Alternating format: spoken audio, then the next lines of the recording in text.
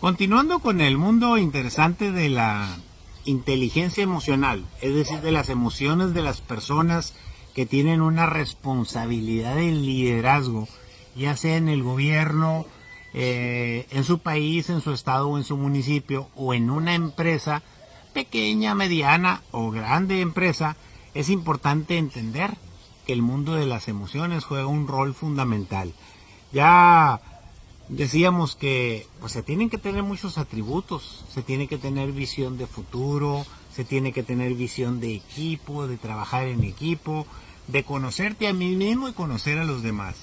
Pero algo que es fundamental y que es una pieza clave para que las cosas puedan funcionar es que aprendas a tener calma y serenidad, porque son virtudes y talentos de tu mente y los tienes que aplicar. Es decir, no puedes andar con rodeos, no los puedes delegar, no los puede hacer nadie más, porque tú eres el líder. Y en función de lo que tú digas, pues los demás te siguen. Por eso los conflictos y los problemas que no se atienden a tiempo, con una estrategia, con liderazgo, con visión de futuro, pero sobre todo trabajados en equipo, rebotados en grupos de platicar las ventajas, las desventajas, las debilidades, las fortalezas, los retos, las oportunidades. Por eso es importante entender que el liderazgo implicará atender problemas mayúsculos y también algunos de dimensiones indescriptibles, como le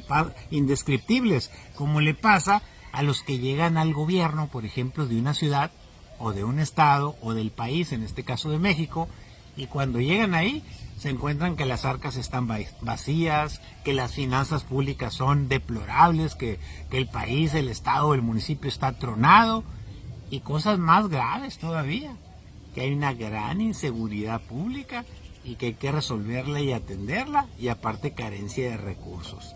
Entonces es cuando empieza una serie de fenómenos en los que te sale realmente tus emociones, y a veces en vez de aceptar una realidad y tomar decisiones con liderazgo, optas por echarle la culpa a los demás, por voltear hacia atrás y me dejaron un cochinero. Esto no funciona, a pesar de que cuando andaban buscando el cargo para dirigir la empresa o para liderar políticamente un gobierno, ya sabían a qué le entraban. Sin embargo, entran en una especie de modelo de autoengaño. Y es evidente que a este fenómeno se le llama analfabetismo emocional. Es decir, tiene que ver, el ser analfabeta emocional, tiene que ver con que dejas de oír la realidad y evitas las cosas, de manera tal que solo tu punto de vista, solo lo que tú crees, solo lo que tú sientes, solo lo que te viene a la mente en ese momento, y empiezas a improvisar y a cometer error tras error. Te engañas a ti mismo y desde luego que te llevas al baile a todos los demás. Engañas a todo mundo, de manera tal que por la fuerza del engaño esto se convierte en una mentira, y por lo tanto tus objetivos y tus metas se ponen en riesgo y en peligro de no llevarse a cabo. Por eso es bien importante entender que un grave problema que se tiene siempre en un liderazgo de este tipo, que lleva una equivocación emocional, o sea, un analfabetismo emocional, es el ego.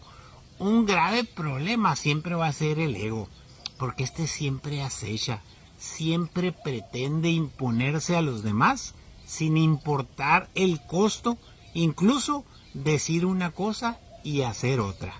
Y lo hemos visto en las cuestiones de gobierno, cuando se promete o se comprometen a cosas que ellos mismos saben que son prácticamente imposibles. Entonces, ahí es donde empieza a sucumbir, a resquebrajarse, a dañarse un liderazgo. Puede durar la mentira varios meses, varios años, pero tarde que temprano la verdad saldrá a flote, y entonces, en vez de ser catalogado como un gran líder, pasas a ser todo lo contrario. Entonces, una de las cosas importantes que se debe entender es que las emociones son contagiosas, de manera tal que lo que decimos y cómo lo decimos es quizás lo más importante al momento de expresarte. El problema está que si estás mintiendo o te estás autoengañando, te llevas a todo un pueblo, te llevas a toda una empresa, a todo un equipo entre los pies. Arrasas con todo. Por eso es fundamental el hecho de que se puedan seguir algunas filosofías como las que decía la Madre Teresa de Calcuta. La paz comienza con una sonrisa. Sin embargo, comúnmente, si la sonrisa la usas para ironizar, para herir, para criticar, para burlarte ante la impotencia de la realidad, que no la puedes atender y no la puedes resolver, te estás metiendo cada vez en aguas más profundas, en problemas más grandes, pierdes la concentración y por lo tanto bajas tu rendimiento. Y al bajar tus rendimientos, pues tus resultados son realmente penosos. Por eso esto provoca que dediquemos más tiempo a nuestros objetivos y a nuestras metas para los que fuimos contratados. Si eres tú gerente de una empresa o director general y fuiste contratado para vender, dedícate a eso. Si fuiste contratado por un pueblo para gobernar un país, dedícate a gobernar. De manera tal que el hecho de tener distracciones comúnmente te generan reacciones nefastas, negativas, cuestiones contrarias y sobre todo que no son aceptadas ni por ti mismo porque te estás autoengañando. Y entonces en esto empieza otro fenómeno que también es igual de dañino, el resentimiento y la rabia. Y esto hace que la persona crea que todos son sus enemigos, que la persona o el gobernante crea que todos son sus adversarios, que el líder político piense que todos están en contra de él.